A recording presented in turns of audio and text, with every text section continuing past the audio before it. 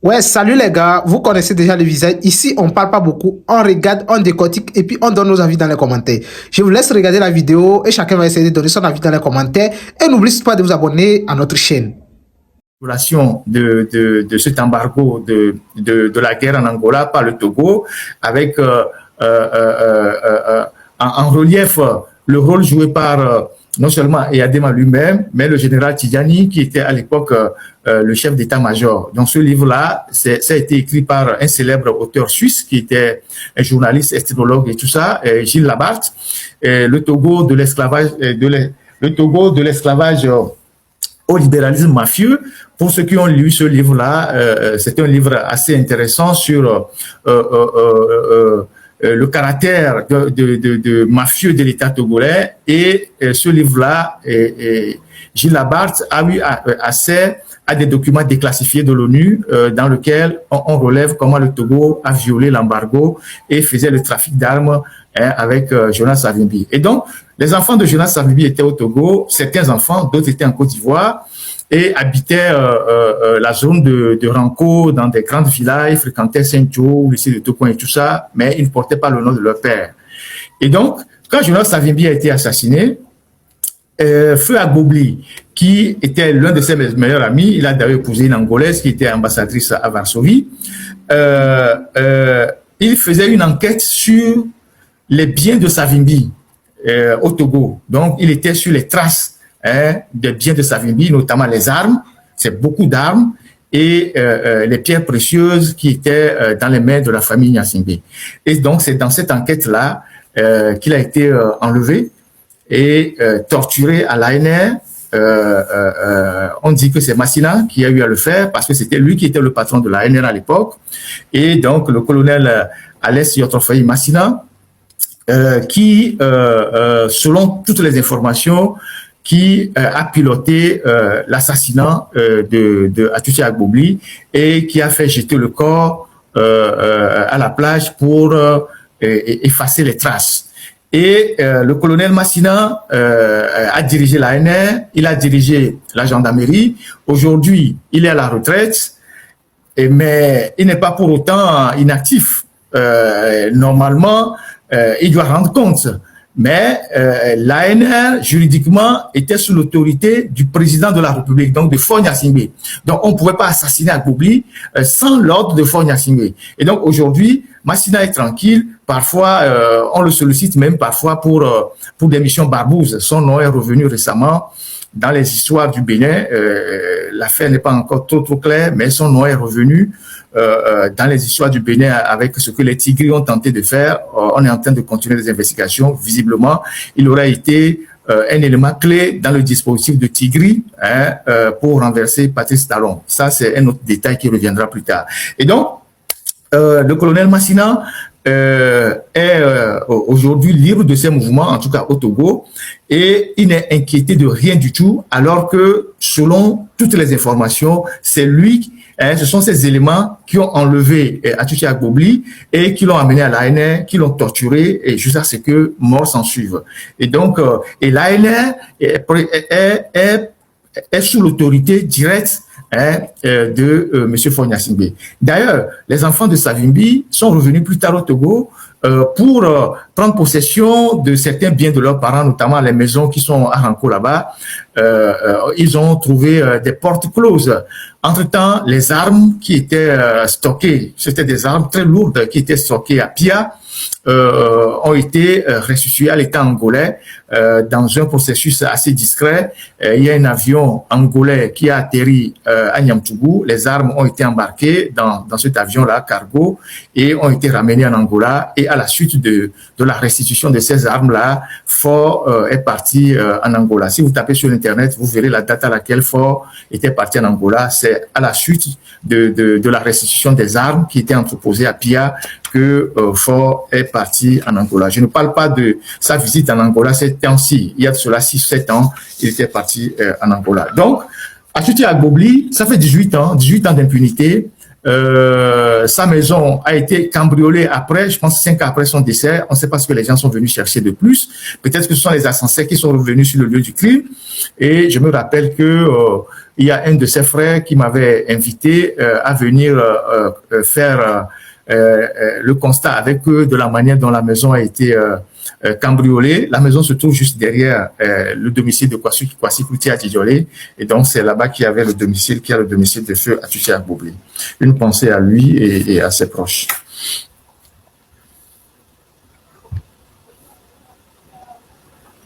Alors, on va aller. Un matin, Force est levée, flanqué de son ami Bolloré et de Charles Gaffan. Ils sont allés à la gare ferroviaire qui est à côté du ministère du commerce là-bas. Ils ont remis une couche de peinture à une vieille locomotive. Ils ont rebadigeonné quelques rames de train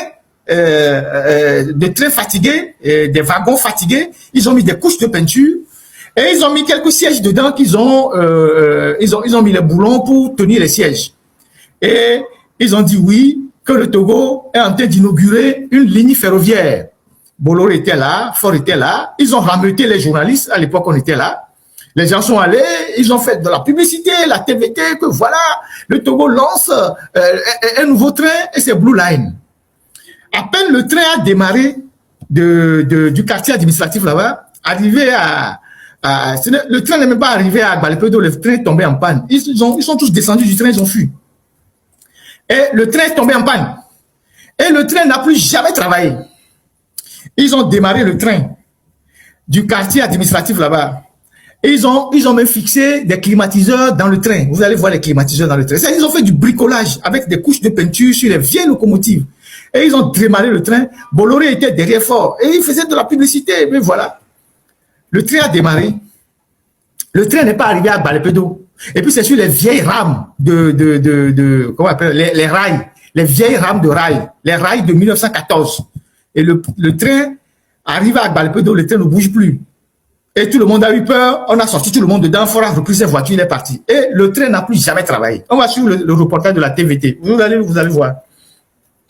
Depuis hier, que les Togolais découvrent avec bonheur les nouvelles acquisitions et réalisations du gouvernement pour leur faciliter. Tu as vu le lancement, vous avez vu le lancement de la journaliste. Il dit c'est depuis hier que les Togolais découvrent avec bonheur les nouvelles réalisations. Ça dit que c'est un événement majeur pour les Togolais. Vous avez vu le lancement du journaliste, on va reprendre ça. Elle dit, c'est avec bonheur que les Togolais découvrent les nouvelles réalisations. On va écouter très bien les mots que la journaliste a choisis. C'est de la propagande. Écoutez. Depuis hier, que les Togolais découvrent avec bonheur les nouvelles acquisitions et réalisations du gouvernement pour leur faciliter le quotidien. Après les ouvrages de lutte contre l'avancée de la mer à Anéro et le patrouilleur Agou pour la sécurisation des côtes togolaises hier, c'est le train voyageur qui retrouve vie ce samedi. Grâce au projet dénommé Blue Line Togo, initié par le gouvernement et réalisé par le groupe Bolloré, les Togolais peuvent désormais voyager en train.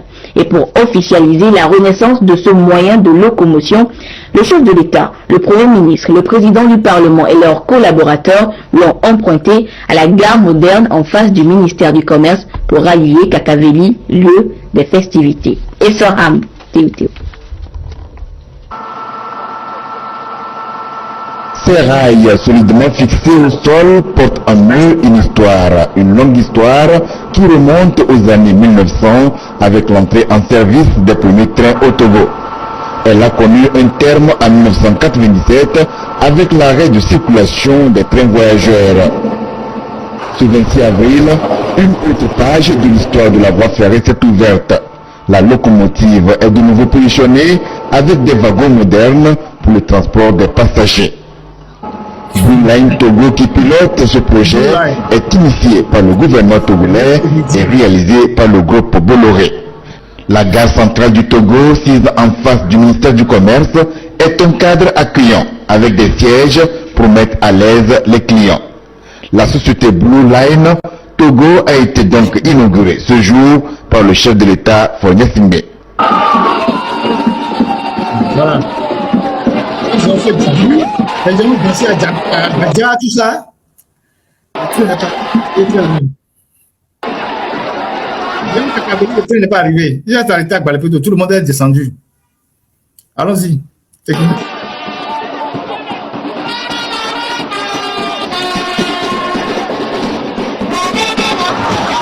c'est une locomotive qu'ils ont mis une couche de peinture. Avec 2 wagons qu'ils ont peinturés, qu'ils ont mis une couche de peinture aussi. Ils ont mis des petits drapeaux, des drapelets à l'intérieur du train. Ça dit c'est de l'arnaque, quoi. C'est de l'arnaque. Et ils ont mis les rames sur les rails de 1900. Et ils ont mobilisé les gens. Ils ont sorti les gens. Donc, c'est les 2 rames-là hein, qu'ils ont travaillé. Ils ont mis de la peinture. Allons-y, technique. La voix, tu peux sortir la voix. Entrer dans un train. Mais elle-même qui a fait rentrer dans le car, c'est ça qui a fait une joie qui m'anime. Je n'ai jamais entré dans un train. Mais maintenant, comme le train a commencé de voyager, de travailler, j'aurai le temps de rentrer dans le train. Je n'ai jamais voyagé à bord d'un train. Donc je pense que c'est une bonne initiative qui va permettre à beaucoup d'entre nous d'expérimenter ça. Ça va permettre de décongestionner la route. Puisque aujourd'hui on a beaucoup de taximans, de voitures et autres. Donc avec ça, beaucoup seront dans le train et ça va faciliter la circulation. Nous sommes très contents de ce projet et que nous soutenons vivement ce projet. Le train, selon certains des rails, est de retour. Il s'est annoncé. Voilà le train. Donc, technique, laisse la voix.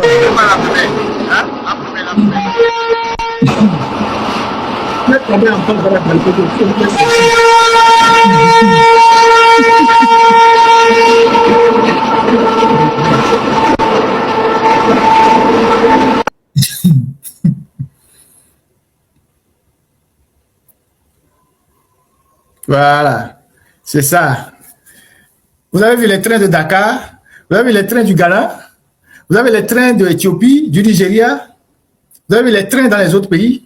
Voilà ce que Faure est venu avec son ami Bolloré présenter aux Togolais. Et ça n'a pas fonctionné 24 heures. Et depuis, plus rien. Les seuls trains qui travaillent à Lomé, c'est les trains qui font de la pollution.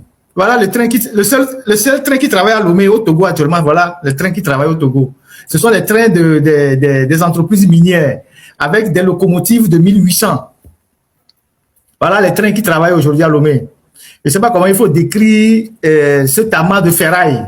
Ce sont les seuls trains maintenant qui travaillent à Lomé sur les rails qui existent depuis 1900. Voilà. Puis pas encore le Lomé, il y a une locomotive voilà. Ils sont allés chercher ça dans les archives. Pas les archives, dans un magasin de vieux clous là. Et ils sont allés sortir ça. Et ils ont trouvé de bons mécaniciens qui ont démarré le moteur. Et le train là, c'est le train là qui passe à Lomé. Voilà. Le train le plus emblématique qui passe souvent à Tikoumé. Avec la pollution dans toute la ville. Tu peux voir la fumée là à 5 km. Ça, c'est le Togo moderne, ça. C'est le train qui passe à Lomé. Parfois, cette locomotive tombe en pleine route et bloquée dans moi. C'est ça. C'est le Togo, ça.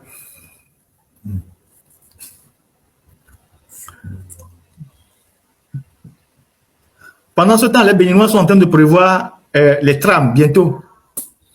Les Ivoiriens sont en train de faire le métro. Les Ghanéens ont produit aussi un métro. Voilà. Nous, on retourne en 1900.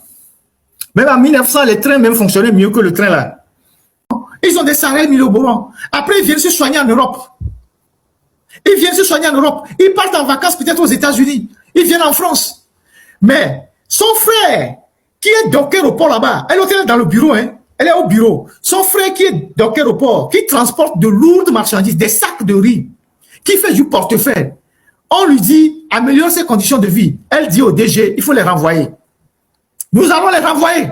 On va recruter d'autres personnes. C'est l'un des éléments qui sont en train de faire des conneries envers les dockers. Ça c'est un élément. Et il y a d'autres éléments, on suit. Lui là, il était docker comme les autres.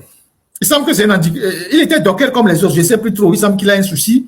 Il était docker comme les autres. Sauf que quand lui est arrivé, puisqu'il a des réseaux au port, il a gravi rapidement les échelons, il est devenu permanent et puis après il est devenu chef service. Il est devenu chef service. Une année ou 2 ans, il est devenu chef service. Et c'est lui, avec la dame et un autre, qui se sont pointés au lendemain de la grève, qui tiennent une fiche. Parce que la direction dit dans son communiqué qu'ils n'ont pas licencié les dockers. C'est faux. Si vous n'avez pas licencié les dockers, pourquoi vous en avez recruté d'autres? Donc, c'est ces gens-là qui tenaient une liste au SMOP. Voilà. C'est comment on définit ce service-là? Service de main d'œuvre portière. Voilà, service de main d'œuvre portière. Voilà, SMOP. Voilà. Ce sont ces gars-là qui se tenaient là-bas.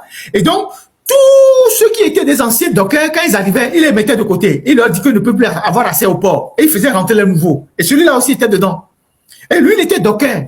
Il connaissait les difficultés de ses amis. Il était docker aussi. Et comme il a gravi les échelons, comme les Noirs aiment bien le faire, il piétine ses frères qui sont en bas. Une fois que lui est monté à l'échelle, il a enlevé l'échelle pour que les autres ne montent pas sur le bâtiment. C'est comme ça que nous, les Noirs, on se comporte. Hein.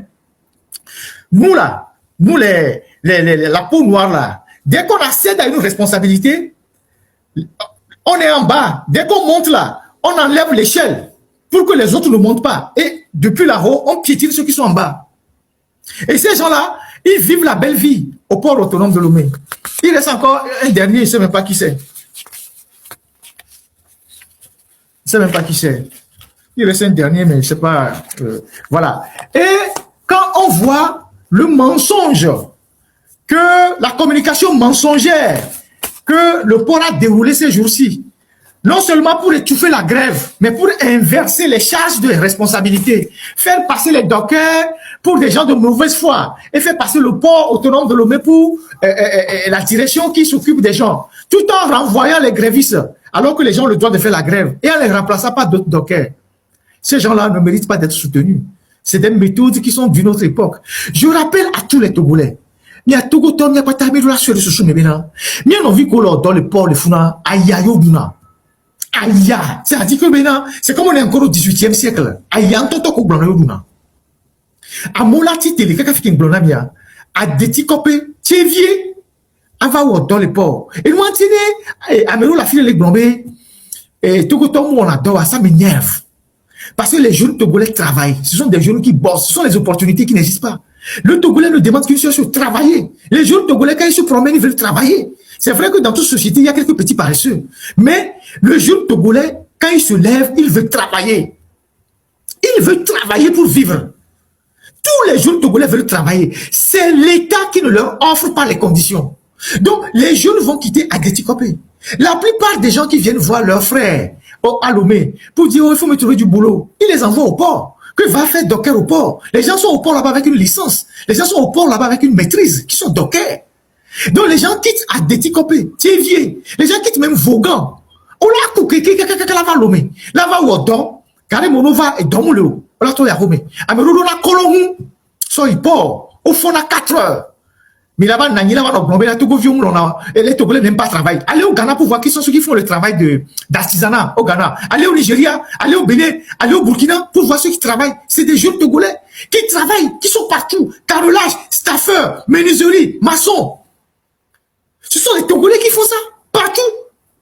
Mais ils ne peuvent pas travailler dans leur pays.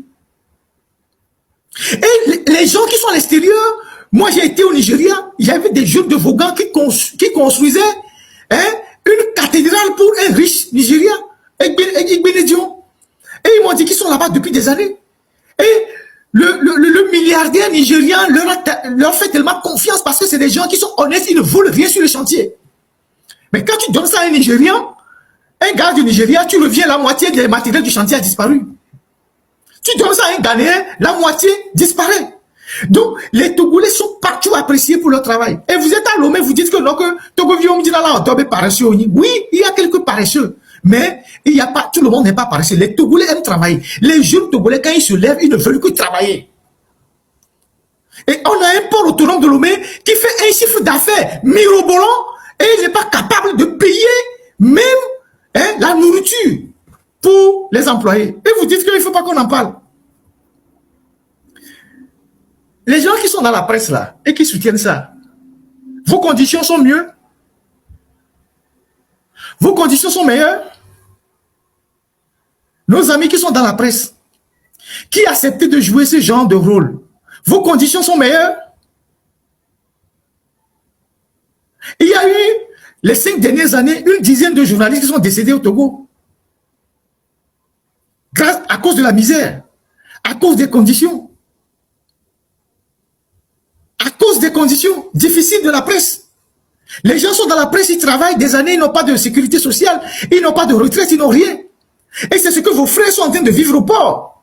Si vous ne pouvez pas les soutenir, pourquoi vous soutenez leur bourreau? Pourquoi vous les chargez? Pourquoi vous les chargez? Alors que vous, vos conditions ne sont pas meilleures. Vos conditions sont encore plus exécrables. Les journalistes qu'on a perdus les 10 dernières années, c'est à cause des conditions de travail qui sont morts. Certains n'avaient même pas de moyens pour acheter des médicaments. Mais c'est vous, parce qu'on vous a glissé peut-être un peu d'argent et que vous chargez les grévistes.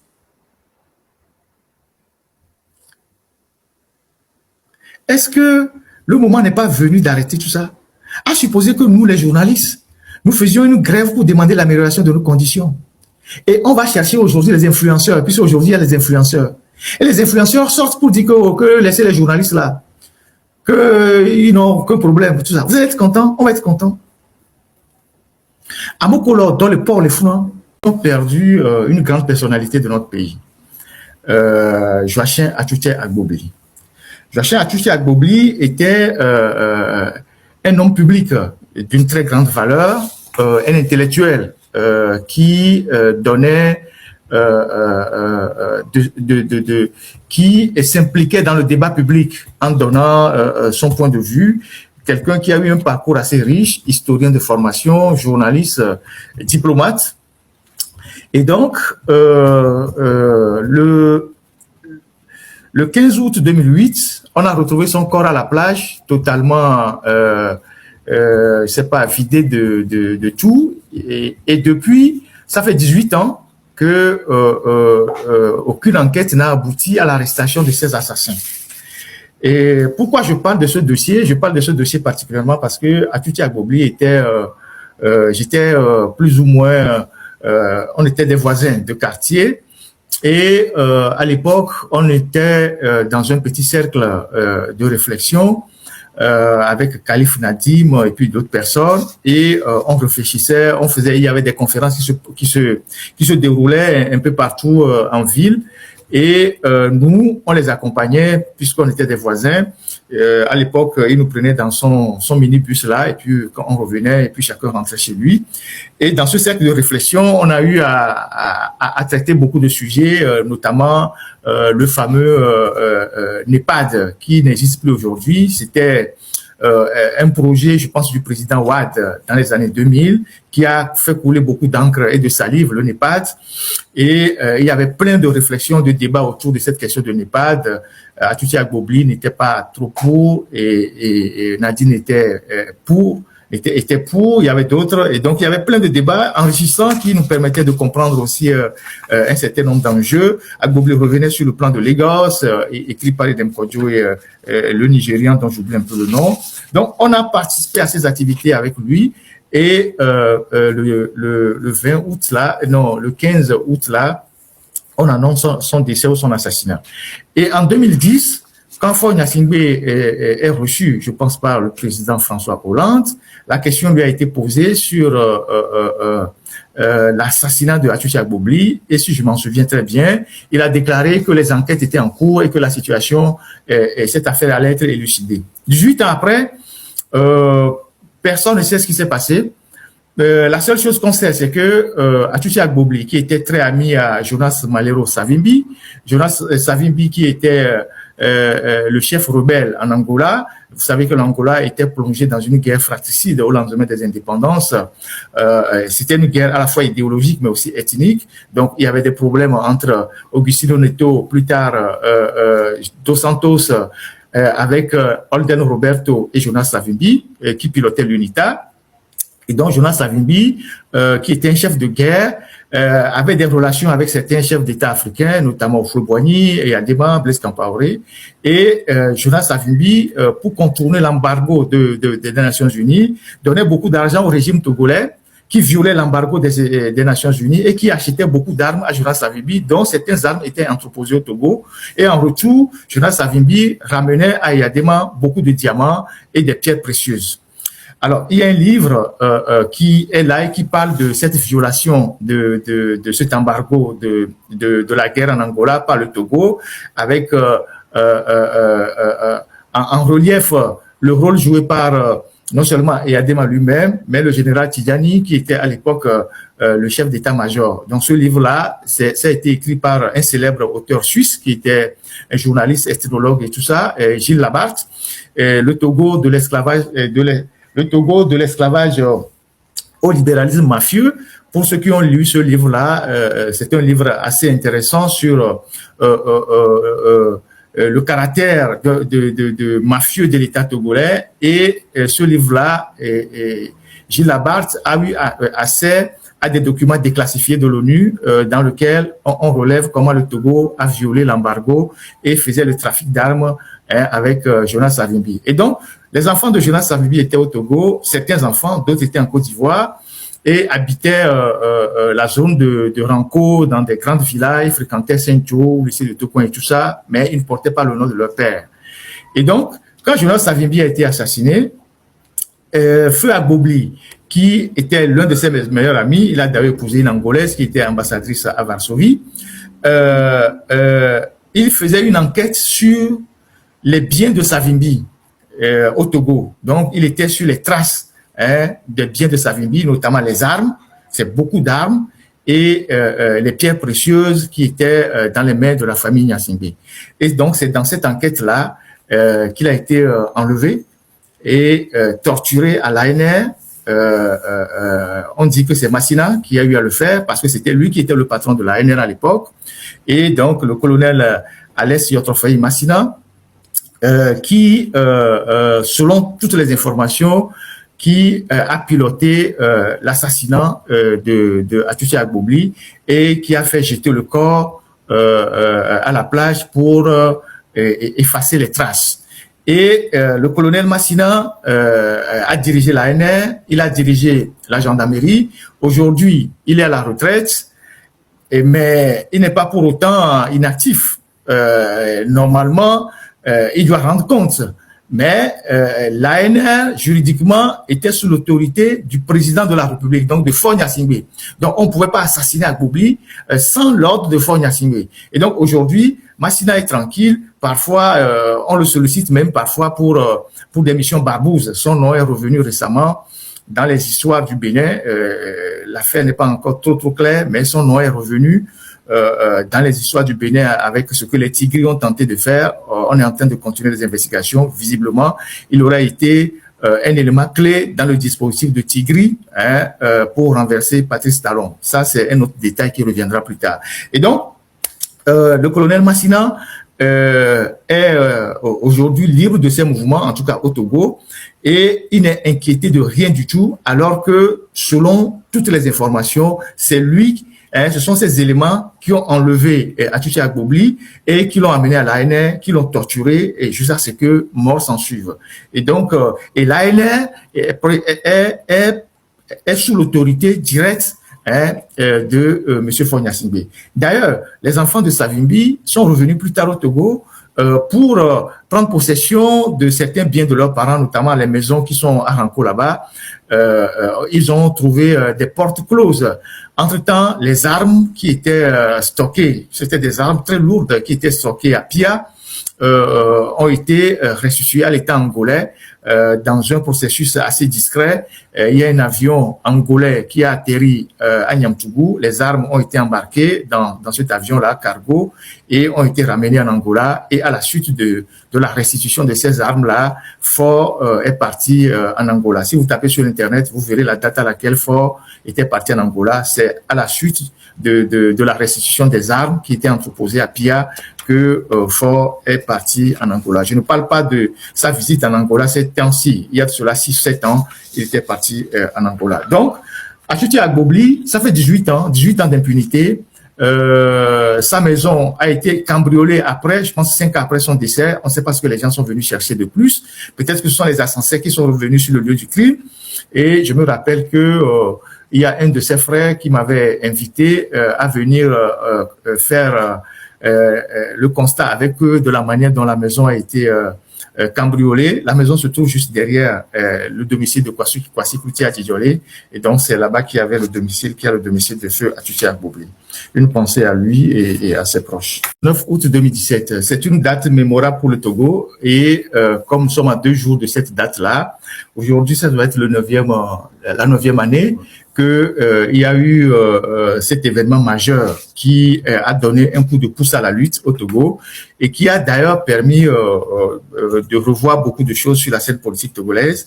Et donc ça fait 9 ans que Tipi Achadam a lancé son mouvement après des semaines et des mois de travail très profond de sensibilisation. Et le 19 août, tout le monde a vu ce que ça a donné au Togo. C'est une date qui rentre dans les annales de l'histoire, et il faut en parler en rendant hommage à l'un de ces acteurs-là, Tipi Achadam, qui n'est plus aujourd'hui sur le territoire, et que son parti aussi n'est plus autorisé à travailler de façon formelle. Et donc, espérons que il va retrouver sa fougue, et il va donner de ses nouvelles. Mais il faut reconnaître que c'est quelqu'un qui a fait un travail assez solide, même si après ce qui a suivi a été mal géré par l'ensemble de la classe politique, avec ce que vous savez, la C14, les mauvais choix, et les problèmes d'égo et tout ça qui ont plombé après totalement la lutte. Il faut rendre hommage, il faut rendre à César ce qui est à César et à Dieu ce qui est à Dieu. Et donc, nous avons une pensée pour Tipi Achadam, pour le travail qu'il a eu à faire. Et pour tous ces militants, certains qui sont encore en prison, beaucoup sont morts, et beaucoup sont encore en prison. Il y en a encore 13 qui sont en prison pour la C14. Je vous disais la dernière fois que la justice les avait libérés, mais depuis 6 mois, on les a gardés. Et là, le jeudi passé, on vient de leur signifier encore de nouvelles charges, c'est-à-dire une manière de ne pas les libérer, de les garder encore le plus longtemps possible en prison. Et ces gens-là, on les accuse d'avoir tenu une réunion en prison avec Aziz Goma, qui lui aujourd'hui est à l'extérieur, et que cette réunion avait pour objectif de déstabiliser le pays. Donc, on les accuse d'association de malfaiteurs, je sais pas quoi, tout ça là. Et donc, une pensée pour nos frères, nos camarades de lutte du PNP, qui ont fait un travail assez louable, mais qui ont payé aussi un lourd prix dans cette affaire-là. Les morts, les exilés, les assassinats et tout ça. On espère que les choses vont rentrer dans l'ordre, et que ce parti va revenir en force. Donc, il était important qu'au niveau de la rédaction, on puisse saluer. Il y a un ministre là-bas qui s'appelle Fofana, celui qui court chaque samedi là et qui fait les grimpés avec les gens. Il se fait que dans son ministère, rien ne marche depuis qu'il est arrivé, et que tous ces administrés se plaignent, et les directeurs aussi régionaux plutôt se plaignent, parce que d'abord ce ministre il fait rarement des visites de terrain, il n'est pas allé dans les services déconcentrés pour toucher du doigt les problèmes de son cabinet, il répond pas aux mails. Ça, ce sont il ne répond pas aux mails. Il a le temps de courir les samedis, de faire les grimpés. Il ne répond pas aux mails. Il prive la plupart des gens de son cabinet de ministère des bons de carburant, qui sont des dotations que l'État leur donne. Lui, il bloque tout ça. Ensuite, il ne paye pas les prestataires, les gens qui viennent livrer les consommables au ministère, et donc les papiers, les encres et tout ça, au point qu'aujourd'hui, dans son ministère et dans les directions régionales, ce sont les responsables eux-mêmes qui prennent de l'argent pour aller acheter les papiers RAM et imprimer les documents. Vous voyez à quel niveau l'État est dans une catastrophe totale? C'est-à-dire que au ministère de la Jeunesse et des Sports et dans les directions régionales, ce sont les préposés qui sont là-bas, qui sortent eux-mêmes de l'argent de leur propre poche pour aller acheter les papiers RAM, les encres d'impression et tout ça. Donc, il veut rien entendre. Il a bloqué tous les avantages de ces collaborateurs. Ils refusent de payer les prestataires et donc plus personne ne livre quoi que ce soit au ministère. Et je ne sais pas, ils ont dit qu'ils avaient une feuille de route gouvernementale et que les ministres ont évalué, mais je ne sais pas si le bonhomme là, lui, l'a évalué. Je ne sais pas si c'est sur ses performances au ministère qu'on l'évalue ou bien les courses qu'il fait les samedis qu'on l'évalue. Mais toujours est-il que depuis qu'il est au ministère, il n'a proposé aucun projet d'envergure, ni de stade, ni de terrain de jeu, tout, rien du tout. Quand on le voit dans la rue en train de courir. Donc, son ministère a des problèmes. Alors, si vous voulez faire une route, Lomé à Takpamé, je ne sais pas quel genre de route vous voulez faire, allez au moins regarder ce que les autres pays font. Il n'y a aucune honte à tricher ce qui se fait de bien à côté. On va voir les routes au Ghana.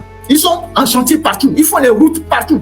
Les routes qu'on fait au Ghana, je n'en ai pas encore vu pratiquement dans certains pays africains. Ils font des routes à tous les niveaux. Les étages, les tunnels, un peu partout. Regardons. Au moins, ça va vous donner une idée pour que vous ne fassiez pas n'importe quoi avec la route que vous voulez faire de Lomé à Takpamé. Accra Koumassi, c'est une partie de la route. C'est pas encore l'autoroute, hein, c'est une partie de la route. Parce qu'ils sont en plein chantier devant. Accra Koumassi, ils sont en train de le travailler. Voilà. Voilà les routes. Vous pouvez voir ça sur YouTube, pour ceux qui sont sur YouTube, mais sur ma page Facebook.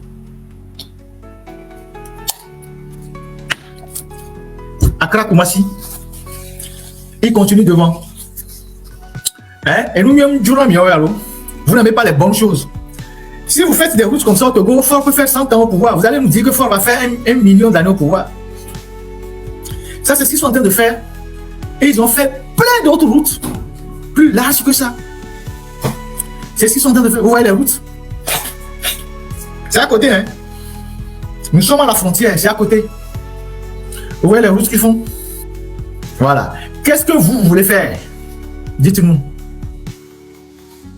Qu'est-ce que vous voulez faire? Vous voyez comment ils sont en train de bétonner les routes? Vous voyez?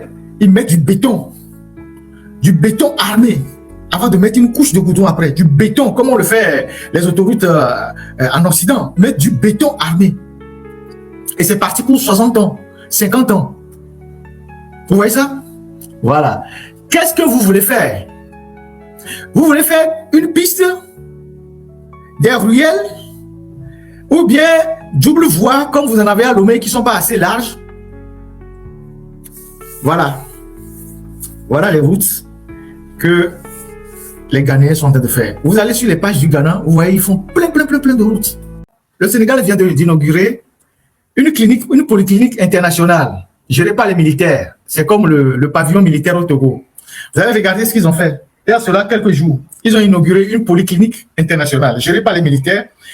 Et c'est une polyclinique 5 étoiles. On va regarder ça ensemble. Ça, c'est au Sénégal. Hein. C'était des projets qui étaient structurants avant le départ de... c'est une polyclinique de Dakar pour permettre de soigner les gens en Afrique plutôt que des gens aillent en France et tout ça. C'est géré par les militaires. Et nos frères militaires, vous qui allez faire les manœuvrages à Doc Talafia, où on vous paye très mal, vous ne luttez pas pour qu'on vous construise votre propre hôpital militaire. Ce que Nyakadé a commencé par construire au Canada là-bas, c'est abandonné aujourd'hui. C'est abandonné. Le bâtiment est abandonné. Le chantier est abandonné. Et donc, depuis que Nyakadé a quitté le ministère, cet hôpital, ou c'est pas, c'est un hôpital militaire, à l'intérieur du camp, il était totalement abandonné. Mais ici, là, c'est exclusivement pour les militaires. Au Togo, au lieu que vous vous battez pour qu'on vous crée un hôpital militaire, parce que vous vous formez beaucoup dans la médecine, vous préférez aller faire les manœuvres pour Doc Talafia, où on vous paye moitié prix. Ça, c'est les militaires sénégalais. Vous voyez comment ils sont beaux? Vous voyez comment l'hôpital même dégage une certaine la beauté, la modernité. Vous voyez, cet hôpital-là, avec les images que tu vois, tu peux aller dormir là-bas, même si tu n'es pas malade, même si tu meurs, même là-bas, c'est bon, quoi. Vous voyez? Bon, ça là, vous ne pouvez pas avoir ça au Togo. Vous, les militaires. C'est une polyclinique internationale qui vient d'être achevée à Dakar. Et ce sont les militaires, vous les voyez, c'est des gens, ils sont d'une autre dimension. Vous voyez la propriété, vous voyez le matériel, vous voyez la modernité. Et vous préférez suivre une dame à Lomé que vous appelez maman et elle vous sollicite pour aller travailler dans son hôpital contre des miettes.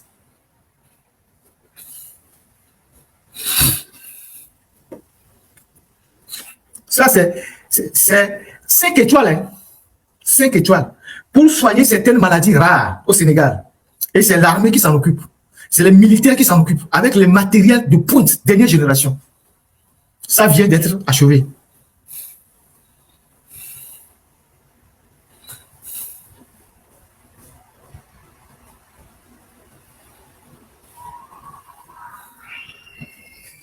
Oui, c'est vrai, l'hôpital donne envie de tomber malade. Quand tu vois un hôpital comme ça, tu as envie de tomber malade. Parce que eux-mêmes, ils l'appellent un hôtel 5 étoiles. Parce que, vous savez, le mot hôpital et le mot hôtel ont les mêmes souches. Ce sont des hôtels, sauf qu'à un endroit, on va se reposer et dans l'autre endroit, on va se soigner. Pour ceux qui connaissent l'origine du mot hôpital, ils savent que hôpital et hôtel ont les mêmes souches. Et donc, quand toi-même tu vois l'hôpital, tu te dis, mais ouais, ici, je peux aller me faire soigner. Hein? Je peux dépenser de l'argent pour me faire soigner. Et ça, c'est les militaires qui gèrent ça. Au Togo, vous avez des trucs qui ressemblent à des porcheries. Hein? Le pavillon militaire à Lomé, c'est une porcherie. C'est n'importe quoi.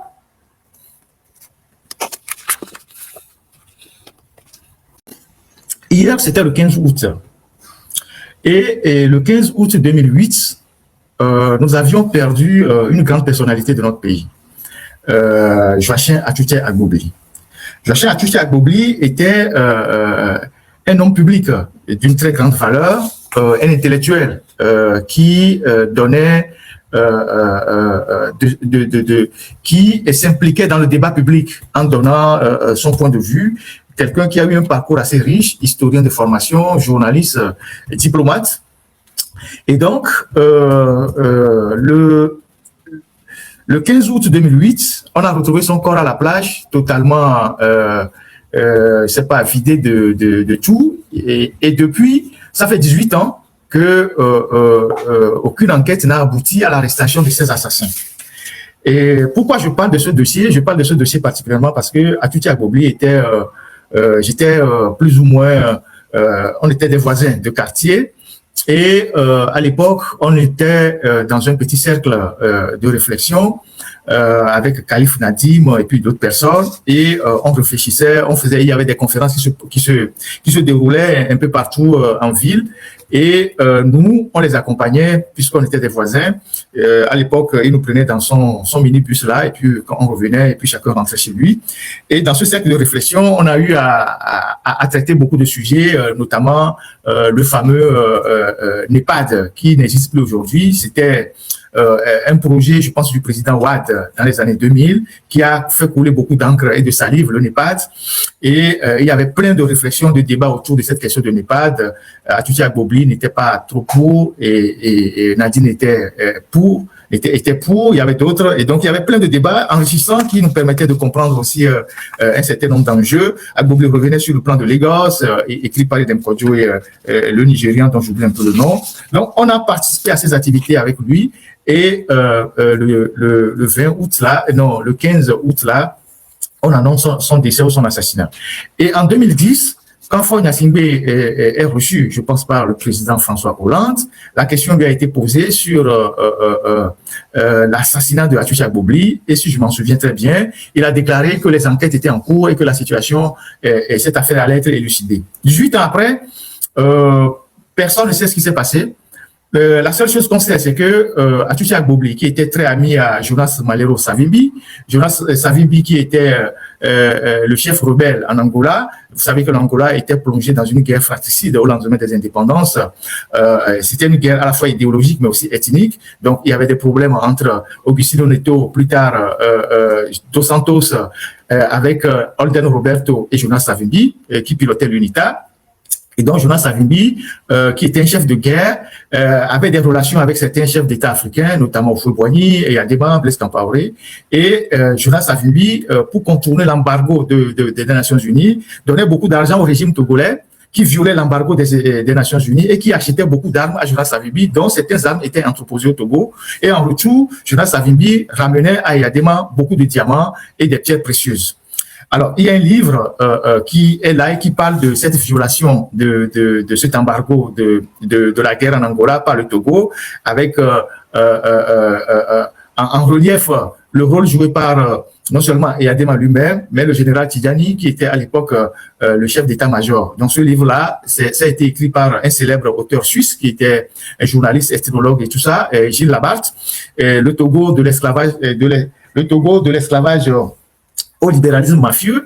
Pour ceux qui ont lu ce livre-là, c'est un livre assez intéressant sur le caractère de mafieux de l'État togolais. Et ce livre-là, Gilles Labarthe a eu accès à des documents déclassifiés de l'ONU dans lesquels on relève comment le Togo a violé l'embargo et faisait le trafic d'armes avec Jonas Savimbi. Et donc, les enfants de Jonas Savimbi étaient au Togo, certains enfants, d'autres étaient en Côte d'Ivoire, et habitaient la zone de Ranco, dans des grandes villas, ils fréquentaient Saint-Joe, le site de Tokon et tout ça, mais ils ne portaient pas le nom de leur père.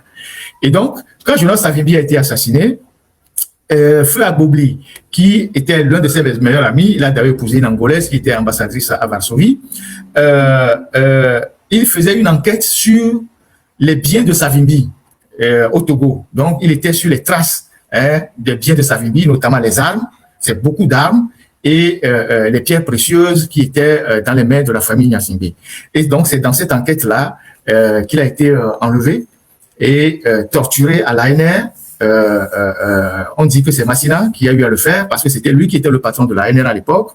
Et donc, le colonel Alès Yotrofaï Massina, qui, selon toutes les informations, qui a piloté l'assassinat de Atuti Agbobli et qui a fait jeter le corps à la plage pour effacer les traces. Et le colonel Massina a dirigé l'ANR, il a dirigé la gendarmerie. Aujourd'hui, il est à la retraite, mais il n'est pas pour autant inactif.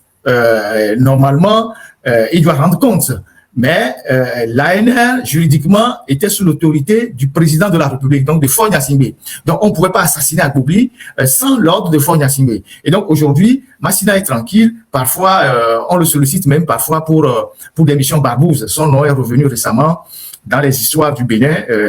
L'affaire n'est pas encore trop claire, mais son nom est revenu dans les histoires du Bénin avec ce que les Tigris ont tenté de faire. On est en train de continuer les investigations. Visiblement, il aurait été un élément clé dans le dispositif de Tigri pour renverser Patrice Talon. Ça, c'est un autre détail qui reviendra plus tard. Et donc, le colonel Massina est aujourd'hui libre de ses mouvements, en tout cas au Togo, et il n'est inquiété de rien du tout, alors que, selon toutes les informations, c'est lui, ce sont ces éléments qui ont enlevé Atuti Agbobli et qui l'ont amené à l'ANR, qui l'ont torturé, et jusqu'à ce que mort s'en suive. Et l'ANR est sous l'autorité directe de M. Faure Gnassingbé. D'ailleurs, les enfants de Savimbi sont revenus plus tard au Togo pour prendre possession de certains biens de leurs parents, notamment les maisons qui sont à Ranco là-bas.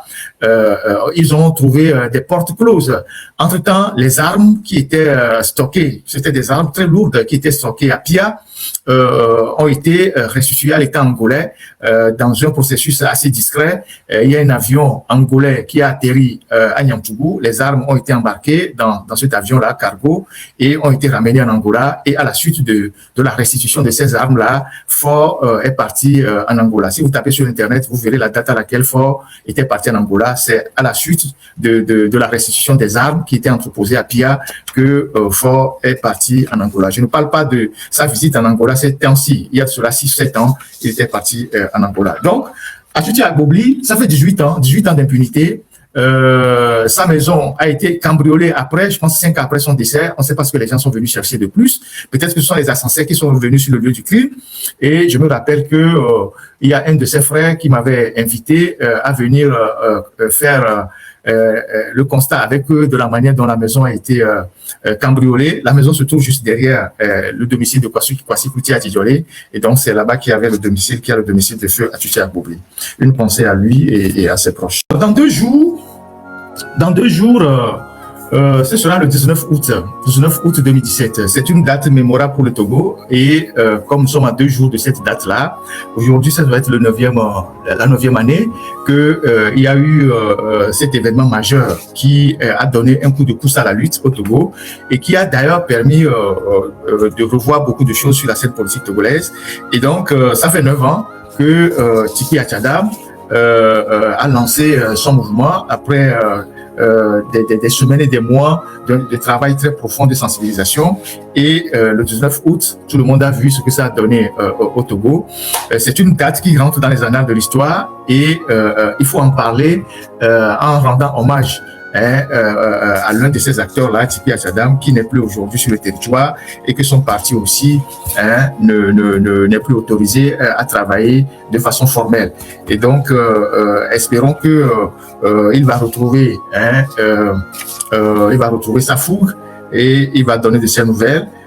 Mais il faut reconnaître que c'est quelqu'un qui a fait un travail assez solide, même si après ce qui a suivi a été mal géré par l'ensemble de la classe politique avec, vous savez, la C14, les mauvais choix, et les problèmes d'égo et tout ça qui ont plombé après totalement la lutte.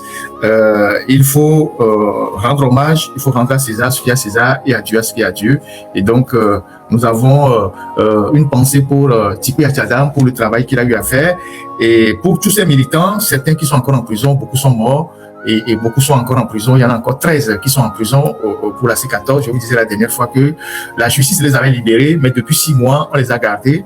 Et là, le jeudi passé, on vient de leur signifier encore de nouvelles charges, c'est-à-dire une manière de ne pas les libérer, de les garder encore le plus longtemps possible en prison.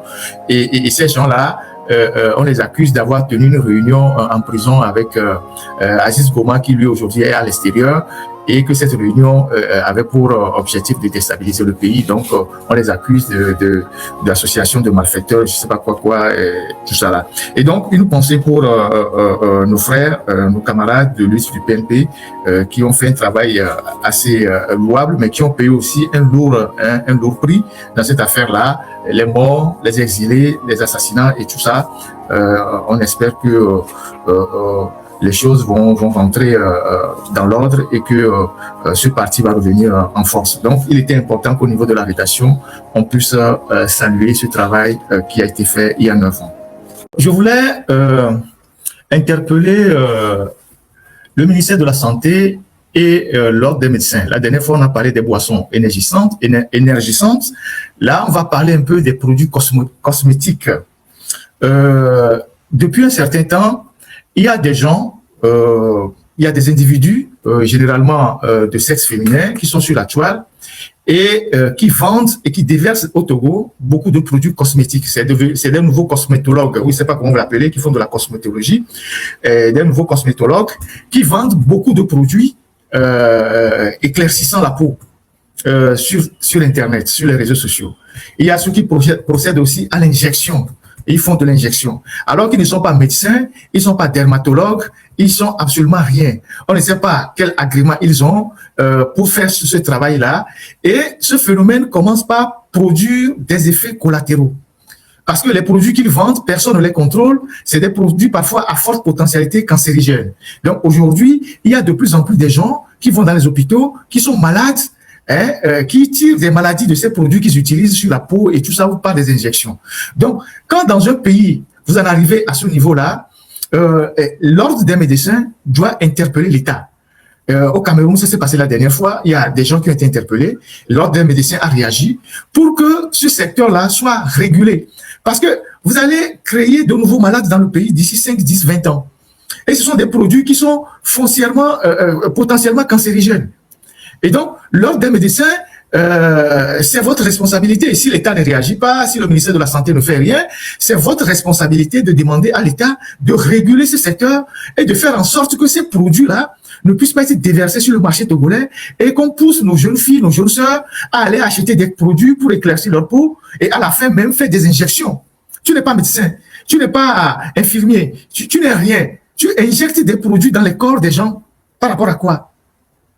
C'est quoi le problème? Donc, tous ceux qui se livrent à ces genres d'activités, il faut les rappeler à l'ordre. L'État doit protéger les citoyens.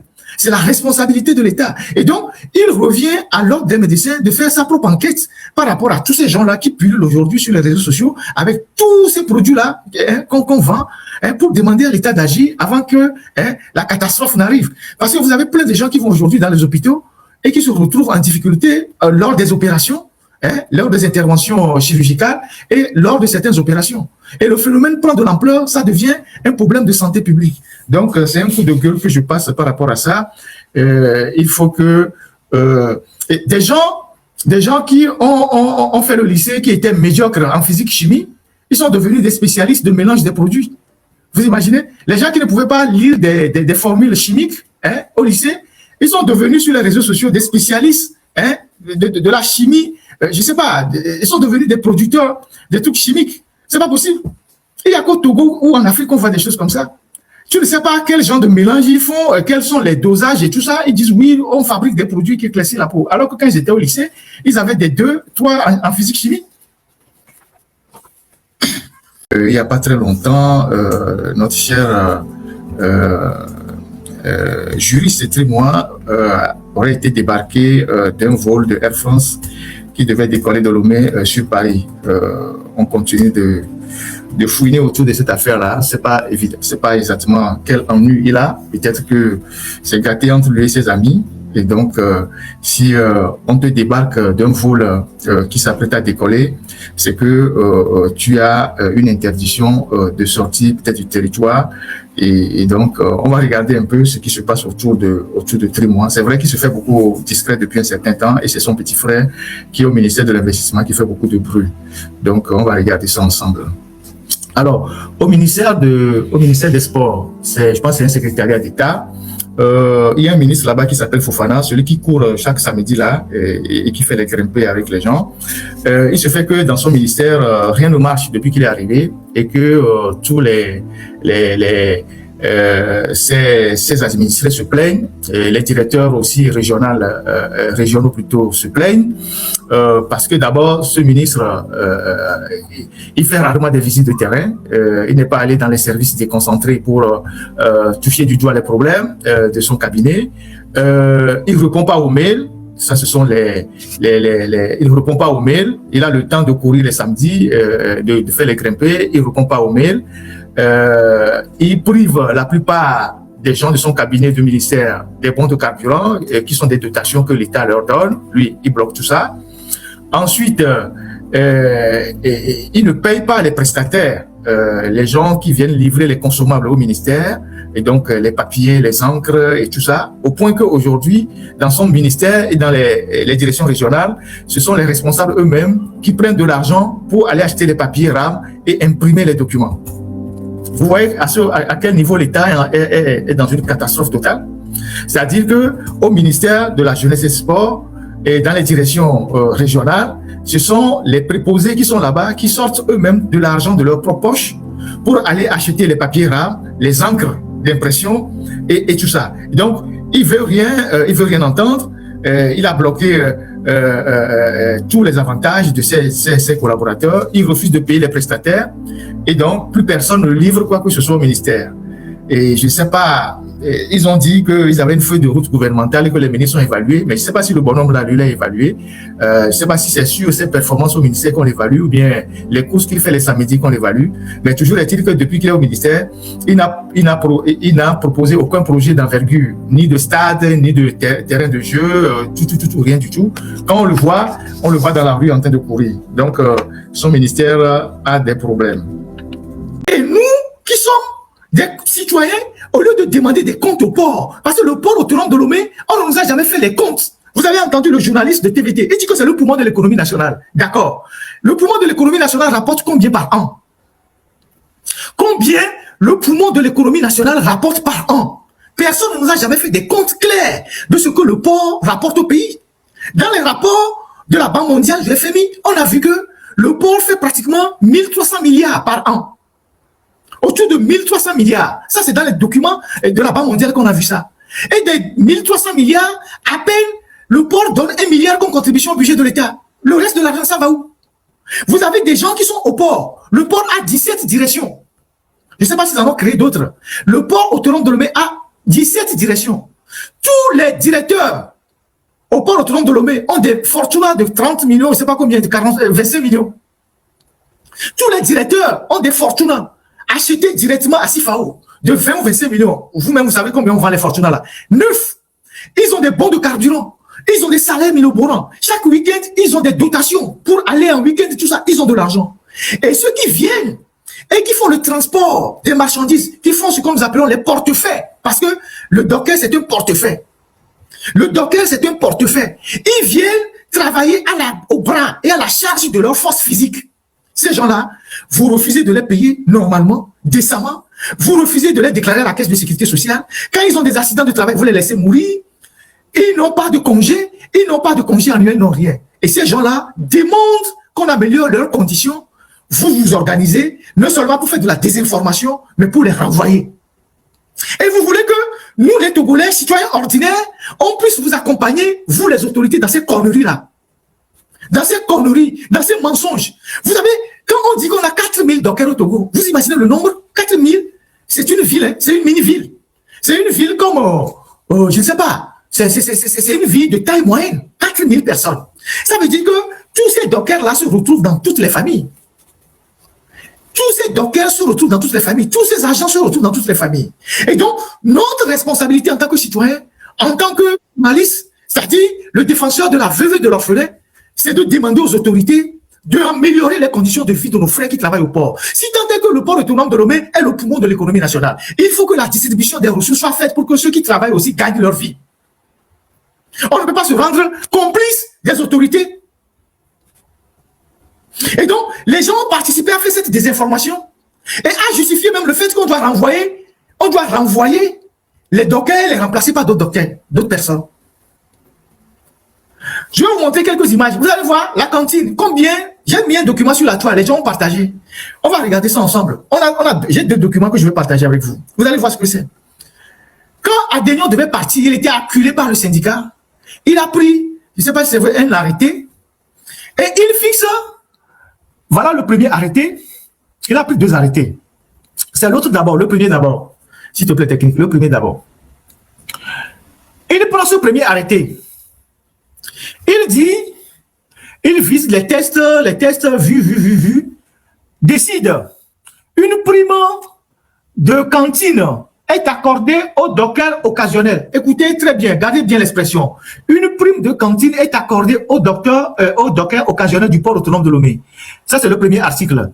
Bon, le document même n'est pas bien signé. Ils ont dit article premier. Ça veut dire qu'il ne lit même pas. Je vous ai dit que le vieux, il était fatigué. On met article premier, on répète un second article, on met l'article premier. Le second article. Le montant de la dite prime est fixé à 334 francs par vacation. 334 francs. Donc, quand tu viens travailler au port dans la journée, la prime de cantine que tu reçois, c'est 334 francs. 334 francs. Le 4 là, je ne sais pas ce que ça représente, mais 334 francs. Ça veut dire que tu n'as même pas 500 francs. Tu n'as même pas 1 euro. Tu n'as même pas 500 francs. 334 francs. 334 francs, demi-euro, qu'on te donne pour aller manger. Qu'est-ce qu'on peut raisonnablement manger à Lomé avec 334 francs? Surtout quand on transporte des marchandises lourdes, on décharge les bateaux, les conteneurs, on fait un travail qui nécessite la force. 334 francs. Est-ce que vous pensez que les barons, leurs chiens à la maison, mangent 300 francs par jour? Vous pensez que les barons, les chiens des barons à la maison, ils mangent 300 francs par jour? Il y a des chiens de barons qui mangent 30 000 francs, 50 000 francs par jour. Nous, quand à Bétoladou, Bakou Biédjeton, on sort bien les sopés, 334 francs. Le 4 francs là, ça va acheter quoi? Le 4 francs là, ça va acheter quoi? Donc, il y a des gens au port autonome de Lomé qui trouvent normal que les gens qui déchargent des conteneurs, des bateaux, tout ça, on leur donne 334 francs pour aller manger. Nous, quand à Béton, normal. La TV est Bakou Biédjeton. Mais quel banana et moi et 300 francs même là et moi et l'équipe on est marre et les vieux ils sont là mais quel banana 300 francs 334 francs. Vous comprenez? Et c'est ce que Adénion a signé avant de partir. Maintenant il a signé un autre. C'est ça. Il dit une prime mensuelle. Donc ça c'est pour les dockers professionnel. Donc, il y a un docker occasionnel ou un docker professionnel, là, il leur donne 10 000 francs par mois. Donc, les dockers occasionnels, ils prennent 334 francs pour manger pendant la durée de la vacation. C'est-à-dire qu'on va au dos une journée à 300 francs au lavant, à son nous. Fifia, docker professionnel, là, on a 10 000 par mois. Les dockers professionnels, allez au dos, chaque jour, pendant un mois, les dounous, 10 000 abonnés par jour. Le docker professionnel qui prend 10 000 francs par mois, comme prime de cantine, ça fait combien par jour? Donc, voilà des gens qui font des affaires de milliards au port autonome de Lomé, qui s'enrichissent sur le dos de la République, qui ont créé plein de sociétés, écrans, guichets uniques, en taser, qui se font beaucoup d'argent. Et c'est pas plein de dossiers, Boulouda, tout ça. Et qui jettent à la figure de leurs compatriotes, qui se tapent le gros du boulot, des miettes, qui ne leur permet même pas de manger décemment. Et vous trouvez que c'est normal que nous, on ne puisse pas dénoncer ça? Les gens pensent que ce n'est pas normal de dénoncer ça. Après, le port autonome de Lomé aligne une dizaine de points de mensonges qu'il balance dans l'opinion. Je vais vous lire, je vais vous décortiquer tout ça tout à l'heure. Ce n'est pas sérieux.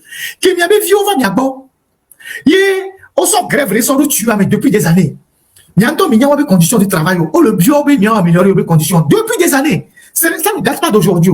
Kemi va ou bien vous êtes là, vous leur dites, les gars, voilà ce qu'on a dans la marmite. On peut faire 2-3 choses.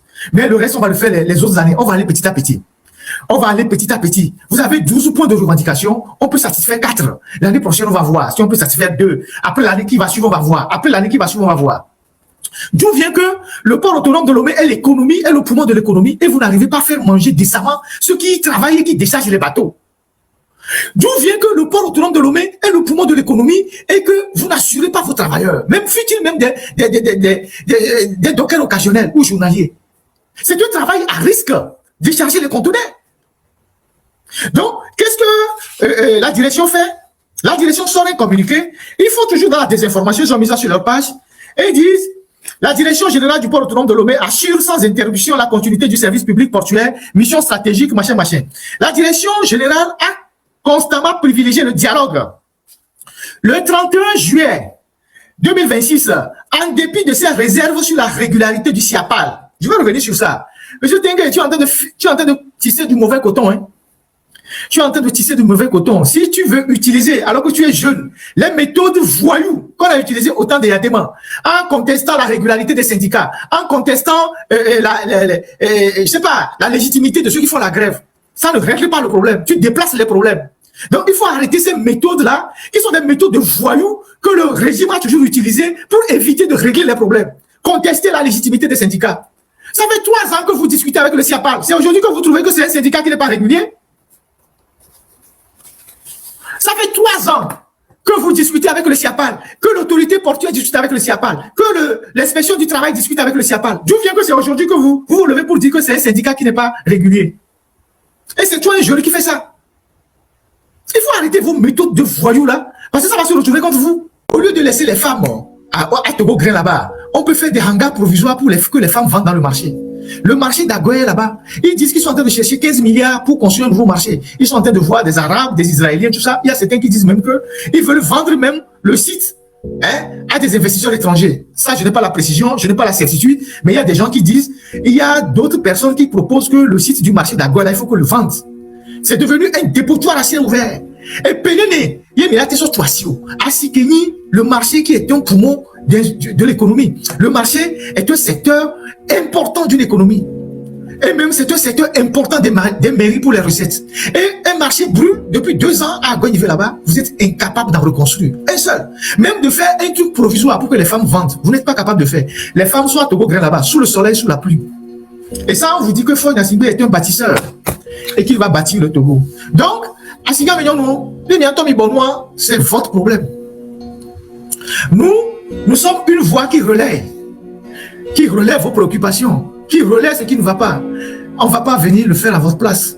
Les femmes togolaises sont réputées des femmes braves. En 1933, elles se sont soulevées contre le colon. Dans les années 90, il y a eu beaucoup de manifestations dans le grand marché. Les femmes ont pris leurs responsabilités. Si vous restez là-bas en pensant que les gens qui sont parmi vous, qui sont des sénatrices de UNIR, qui ont des acquaintances dans UNIR, vont faire quelque chose pour vous, elles vont revenir tout le temps vous dire oui, ça va aller, et vous ne verrez que du feu. Les gens de l'EPAM là, c'est des voleurs. c'est des détourneurs, c'est des prévaricateurs de la fortune publique. Chaque 3 mois, ils se retrouvent avec le ministre de l'administration territoriale, maintenant la gouverneure de Lomé, ils se partagent l'argent. Ils n'ont jamais rien investi dans le marché. Eux, ils se partagent l'argent qui vient des loyers des boutiques, des loyers de tout ça là. Chaque 3 mois, ils se partagent l'argent. Ils ont des bons d'essence. Les gens sont là-bas, ils sont déjà à la retraite, mais ils continuent de gagner de l'argent. 1 million 500, 2 millions, des bons de carburant et tout et tout. C'est devenu une vache à lait pour ces gens-là. Donc, il ne s'agit pas seulement d'interpeller le gouvernement. Il faut que l'épargne revienne au marché, aux femmes du marché. Il faut que l'épargne, dans sa formule initiale, redevienne une structure dirigée par les femmes du marché. Si l'administration veut avoir un envoyé dedans ou 2 représentants dedans, ils ne seront pas les dirigeants. Il faut que vous, les femmes, vous fassiez cette bataille-là. Vous devez faire cette bataille-là. Donc, voilà. Donc, à Sigamea, et nous qui sommes préparés, c'est ce qui va se passer au grand marché. Et si vous avez vos proches dans le marché, vous savez déjà de quoi demain sera fait. Et il est rappelé, les coups noirs, et quand tu as et moi, t'as les toisias, toi, tu t'entends pas, et moi, quand tu pas, mais oui, fixé, mais mettre carré à 10 000 francs, et moi, toi, on les bidis, les coups noirs, on les dit, gapoto, ou à Togoa, ou 300 000, et au Doga, sort tu vois, il y a que le blanc, mais au Doga, sort tu bâtiment, et là, tu fais. Donc, à Togo, Mundo, budget, Mundo, gars, Togo, Bibo, qui est phosphate, les ports, les clinker, les, et nous, les pata, Togo, Mundo, 22, combien de milliards, même, ils ont posé, Mundo, 22 milliards, alors combien, il sort tu bâtiment, Togo, Mundo, gars, sort tu bâtiment, donc, il y a deux gars, sort tu bâtiment, donc, à nous, et là-bas, tu fais un fifi, et voilà, ça va, tu fais là, et à moi, au Bordeaux, Galia, nous, quand on a nous, prêt, le quoi. Donc, il y a des prêts à intérêt, nous dit les assiamés. Donc, il y a non, à mes samédo, et va mêler l'assiamé, les fous, à modo, wanagan, watasio, wanavio, wabiamelo, à mes samédo, pompona, pomito, ne, non, c'est comme bien, non, tom titewa, à mes on dit, on dépend d'onawio, on l'a fixé, et boutique, on a oué, à mes jours, la boutique, on l'a tiré, on l'a contourné, on met les noms sur jouer, une barabara, je dois dire. Voilà.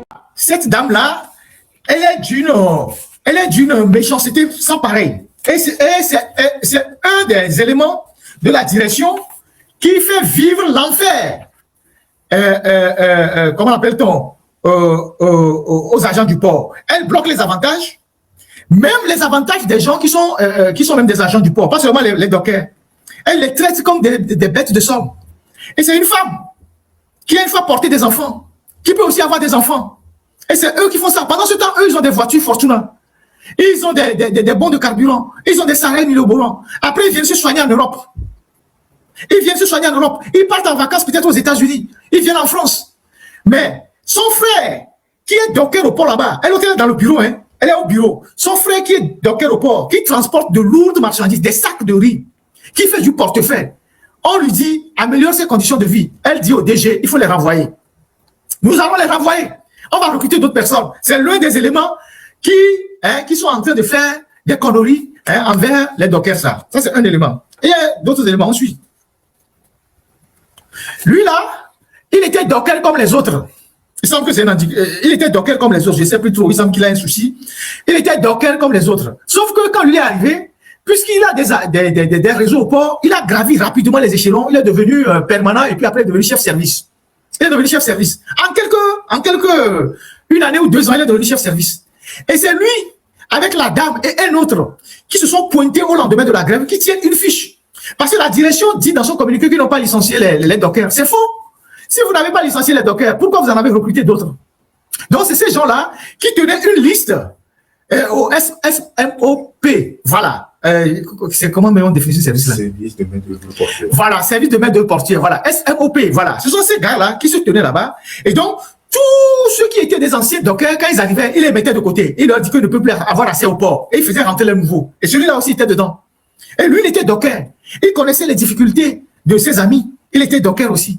Et comme il a gravi les échelons, comme les Noirs aiment bien le faire, il piétine ses frères qui sont en bas. Une fois que lui il est monté à l'échelle, il a enlevé l'échelle pour que les autres ne montent pas sur le bâtiment. C'est comme ça que nous, les Noirs, on se comporte. Hein. Nous, là, la peau noire, là, dès qu'on accède à une responsabilité, on est en bas. Dès qu'on monte là, on enlève l'échelle pour que les autres ne montent pas. Et depuis là-haut, on piétine ceux qui sont en bas. Et ces gens-là, ils vivent la belle vie au port autonome de Lomé. Il reste encore un dernier, je ne sais même pas qui c'est. Comme vous n'aimez pas les bonnes choses, je vais vous montrer comment on fait les routes au Ghana. Parce qu'aujourd'hui, nous sommes à l'ère de l'Internet. Et comme on est à l'ère de l'Internet, on a partout les éléments comparatifs. La dernière fois, je vous ai montré le TER au Sénégal. Je vous ai montré le BRT au Sénégal. Tout ce qui a été fait pour améliorer la circulation au Sénégal. C'est important qu'on montre ces choses-là pour que nos sœurs, nos petits frères aient des éléments de comparaison. Eux qui ne voyagent pas souvent puissent avoir des éléments de comparaison et constater par eux-mêmes que leur pays est en arrière, que leur pays est en retard. Et donc, c'est ça aujourd'hui la magie des réseaux sociaux. Le fait que les jeunes ont des éléments de comparaison. Quand on fait une route au Ghana, tout le monde apprécie. Quand on fait une route au Bénin, tout le monde apprécie. Quand on construit un marché au Bénin, tout le monde apprécie. Au Ghana, c'est pareil. Maintenant, nous allons de temps en temps balancer quelques vidéos pour que les gens voient ce qui se passe dans les pays voisins ou ailleurs et que nous ne sommes pas encore à leur stade. Et donc, on va faire d'abord les routes au Ghana. Vous allez voir comment les Ghanais font les routes. Donc, mi Ghana, comme nous sommes dans la dynamique, Ghana, Odona Moka, Nkumame Game, autoroute. Technique, attends d'abord. Odona Moka, Nkumame Game, automotowe. Autoroute, moi, quand les années 2000, il est solide. Après, les vagues brévidées, Nkumame Game. Motoré. Donc eux, ils font les routes et ils les font bien. Ils associent leurs ingénieurs, les universitaires, le génie militaire, plus les entrepreneurs, ils font les routes. C'est les catégories qu'ils associent. Les universitaires, donc toutes les facultés qui sont dans les travaux publics au Ghana sont sollicitées. Le génie militaire est très sollicité dans les travaux publics, les entrepreneurs et puis après les gens du secteur privé. Et donc, si vous voulez faire une route, Lomé à Takpamé, je ne sais pas quel genre de route vous voulez faire, allez au moins regarder ce que les autres pays font. Il n'y a aucune honte à tricher ce qui se fait de bien à côté. On va voir les routes au Ghana. Ils sont en chantier partout. Ils font les routes partout. Les routes qu'on fait au Ghana, je n'en ai pas encore vu pratiquement dans certains pays africains. Ils font des routes à tous les niveaux. Les étages, les tunnels, un peu partout. Regardons. Au moins, ça va vous donner une idée pour que vous ne fassiez pas n'importe quoi avec la route que vous voulez faire de Lomé à Takpamé. Accra Koumassi. C'est une partie de la route. C'est pas encore l'autoroute, hein. C'est une partie de la route. Parce qu'ils sont en plein chantier devant. Accra Koumassi. Ils sont en train de le travailler. Voilà. Voilà les routes. Et vous pouvez voir ça sur YouTube. Pour ceux qui sont sur YouTube et pour sur ma page Facebook. Accra Koumassi. Ils continuent devant. Hein? Et nous, vous n'avez pas les bonnes choses. Si vous faites des routes comme ça au Togo, Ford peut faire 100 ans au pouvoir. Vous allez me dire que Ford va faire 1 million d'années au pouvoir. Ça, c'est ce qu'ils sont en train de faire. Et ils ont fait plein d'autres routes plus larges que ça. C'est ce qu'ils sont en train de faire. Vous voyez les routes? C'est à côté, hein? Nous sommes à la frontière, c'est à côté. Vous voyez les routes qu'ils font? Voilà. Qu'est-ce que vous voulez faire? Dites-nous. Qu'est-ce que vous voulez faire? Vous voyez comment ils sont en train de bétonner les routes? Vous voyez? Ils mettent du béton armé avant de mettre une couche de goudron après. Du béton, comme on le fait les autoroutes en Occident. Mettre du béton armé. Et c'est parti pour 60 ans, 50 ans. Vous voyez ça? Voilà. Qu'est-ce que vous voulez faire? Vous voulez faire une piste, des ruelles, ou bien double voie, comme vous en avez à Lomé, qui ne sont pas assez larges. Voilà. Voilà les routes que les Ghanéens sont en train de faire. Vous allez sur les pages du Ghana, vous voyez, ils font plein de routes. Sigamebe et Asihwa, Obotuyo, Fifia, Oyoyono, Be, Yoja et Noa, Yoja et officier conditions, ou informé Yono. 100 et Mianora et nous 2500 retours et pour 4 mètres carrés. À mon boutique autour et nous et chaque fin du mois autour 7000. Fifia, pour toi si voir, c'est bon. Autonome et nous et t'as jamais tombé, c'est 3 niveaux. Au bas nous on des chaussées à au moins incorporer gazer les boutiques comme sur donc au bas nous on des chaussées à gazer les externes dans boutique. Et à nous on des chaussées on a tout et nous 30 000 francs le mètre carré. Donc à nous 10 mètres carrés à 300 millions on a tout. Gagné on a tout 300 000 là en fait, on va tout hôtel, on va tout taxe le 8 ans quand on va pas aller les à pour ça même. À mon collègue 15 mètres carrés, on a tout 450 000 euros. Et les points, à mon collègue premier, à mon collègue rez-de-chaussée, non, les deuxième et premier étage, on a tout 27 000 francs le mètre carré. On a tout. Non, les deuxième étage, on a tout 20 000 francs le mètre carré. Nous, le troisième étage, on a tout 16 000 francs 3 mètres carrés. Donc, et Gakol, à Mondiate, il y a 6 mois. Nous, on a fait donc, à Medjo, on a fait donc, et il y a bien, c'est évident, sous quel état maintenant, on le dit, il y a un moto là, c'est avec qui nous sommes à Sihwana, Medjo, et on le dit là, on a mis des bendés, et nous, et sous maintenant, et tu vas mener. Donc, bien, on a au père de nous sous la cible nous on va y voir avec beaucoup avec roba si banque tout oui donc on te la fond le voir comme yo là on va vous la tewa et minya be minya mo ko na se kan le to ni so ka gbere donc on to bo mu yo le pa ya me ko be PC là ouais non PC là depuis que to so sia on PC là sia me quoi on PC va sia me quoi va bio c'est les qui la sia me lo va président pe to inasime Olingi inasime Kano inasime wadali sana disaibe et moi John Mahama no ranyo monti la sime awatara ici mbate zona nero avec toi ko dinase wa to ko BPC a mais le la Philippe on avait parlé mais na foku jori mi adia mi amoko dia foku joro a mi wela gbason ya e ball be parler mais e be la dafora fo la no pomi mais ye la zon la ba pomi le mi abe no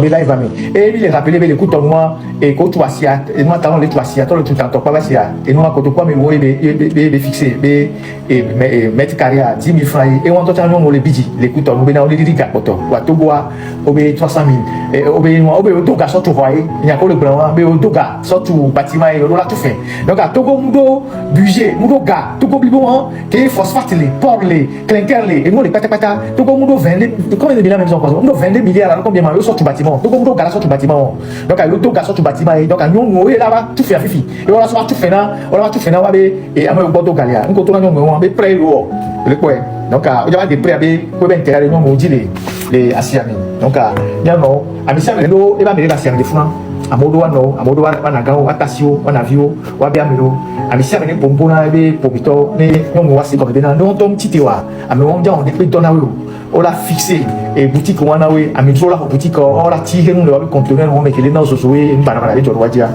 voilà donc voilà quoi. Vous connaissez les conditions de vie des dockers au Togo? Vous savez qu'il y a des dockers, il y a 4 catégories de dockers. Il y a les journaliers, les occasionnels, les professionnels, les permanents. Vous savez qu'il y a des gens qui quittent Thiévier. Ils se lèvent à 4 heures parce que c'est à 5h30 qu'ils doivent être au port. Au Sona Keke, ils prennent le vélo. Ils arrivent au port à 5 heures. Chaque jour, donc le soir, ils retournent à la maison. Il y a certains qui quittent Davier à Sommet. Il y a ceux qui quittent à Déticopé. Il y a ceux qui quittent Toglekopé. Le pont que vous appelez échangeur au niveau de motocross là, vous allez voir là-bas, le matin à 4 heures, des jeunes qui attendent d'être remorqués par des voitures qui vont au port. Il y a des camions semi-remorques qui vont au port. Eux, ils attendent quand les camions passent, ils rentrent dedans, ils vont au port. Le soir, ils reviennent là-bas, ils marchent, ils vont à la maison. Parfois, ils reviennent bredouilles. Parce que les occasionnels, ils viennent, ils restent sur le site. C'est quand il y a du travail qu'on les appelle. Les journalistes, c'est pareil. Et ces gens-là, ils sont traités comme des bêtes de somme. Des citoyens, au lieu de demander des comptes au port, parce que le port autonome de Lomé, on ne nous a jamais fait les comptes. Vous avez entendu le journaliste de TVT, il dit que c'est le poumon de l'économie nationale. D'accord. Le poumon de l'économie nationale rapporte combien par an? Combien le poumon de l'économie nationale rapporte par an? Personne ne nous a jamais fait des comptes clairs de ce que le port rapporte au pays. Dans les rapports de la Banque mondiale, de l'FMI, on a vu que le port fait pratiquement 1300 milliards par an. Autour de 1300 milliards. Ça, c'est dans les documents de la Banque mondiale qu'on a vu ça. Et des 1300 milliards, à peine le port donne 1 milliard comme contribution au budget de l'État. Le reste de l'argent, ça va où? Vous avez des gens qui sont au port. Le port a 17 directions. Je ne sais pas si nous avons créé d'autres. Le port autonome de Lomé a 17 directions. Tous les directeurs au port autonome de Lomé ont des fortunes de 30 millions, je ne sais pas combien, de 25 millions. Tous les directeurs ont des fortunes achetées directement à Sifao de 20 ou 25 millions. Vous-même, vous savez combien on vend les fortunes là. 9. Ils ont des bons de carburant. Ils ont des salaires minoborants. Chaque week-end, ils ont des dotations pour aller en week-end, tout ça. Ils ont de l'argent. Et ceux qui viennent et qui font le transport des marchandises, qui font ce que nous appelons les portefeuilles. Parce que le docker, c'est un portefeuille. Le docker, c'est un portefeuille. Ils viennent travailler au bas et à la charge des gens-là, vous refusez de les payer normalement, décemment. Vous refusez de les déclarer à la caisse de sécurité sociale. Quand ils ont des accidents de travail, vous les laissez mourir. Ils n'ont pas de congé. Ils n'ont pas de congé annuel, ils n'ont rien. Et ces gens-là demandent qu'on améliore leurs conditions. Vous vous organisez, non seulement pour faire de la désinformation, mais pour les renvoyer. Et vous voulez que nous, les Togolais, citoyens ordinaires, on puisse vous accompagner, vous les autorités, dans ces conneries-là. Dans ces conneries, dans ces mensonges. Vous savez, quand on dit qu'on a 4000 dockers au Togo, vous imaginez le nombre? 4000, c'est une ville, c'est une mini-ville. C'est une ville comme, je ne sais pas, c'est une ville de taille moyenne. 4000 personnes. Ça veut dire que tous ces dockers-là se retrouvent dans toutes les familles. Tous ces dockers se retrouvent dans toutes les familles. Tous ces agents se retrouvent dans toutes les familles. Et donc, notre responsabilité en tant que citoyen, en tant que journaliste, c'est-à-dire le défenseur de la veuve et de l'orphelin, c'est de demander aux autorités d'améliorer les conditions de vie de nos frères qui travaillent au port. Si tant est que le port autonome de Lomé est le poumon de l'économie nationale, il faut que la distribution des ressources soit faite pour que ceux qui travaillent aussi gagnent leur vie. On ne peut pas se rendre complice des autorités. Et donc, les gens ont participé à faire cette désinformation et à justifier même le fait qu'on doit renvoyer les dockers et les remplacer par d'autres dockers, d'autres personnes. Donc, quand tu viens travailler au port dans la journée, la prime de cantine que tu reçois, c'est 334 francs.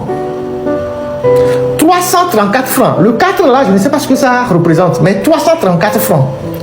Ça veut dire que tu n'as même pas 500 francs. Ça, tu n'as même pas 1 euro. Tu n'as même pas 500 francs. 334 francs. 334 francs. Demi-euro.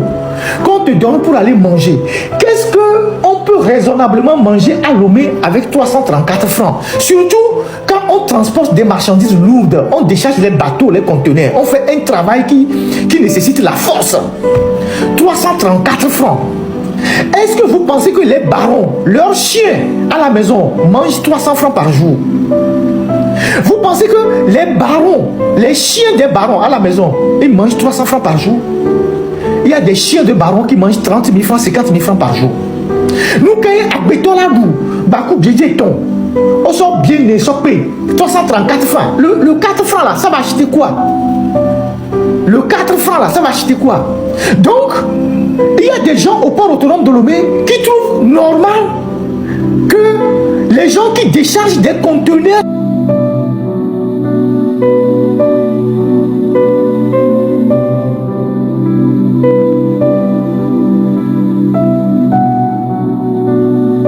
et nous, et 300 francs même là, et nous, et l'équipe on est mort. Et les vieux gars, ils sont là, mais qu'est-ce que 300 francs? 334 francs. Vous comprenez? Et c'est ce qu'Adénio a signé avant de partir. Maintenant, il a signé un autre. Il a signé un autre. C'est ça.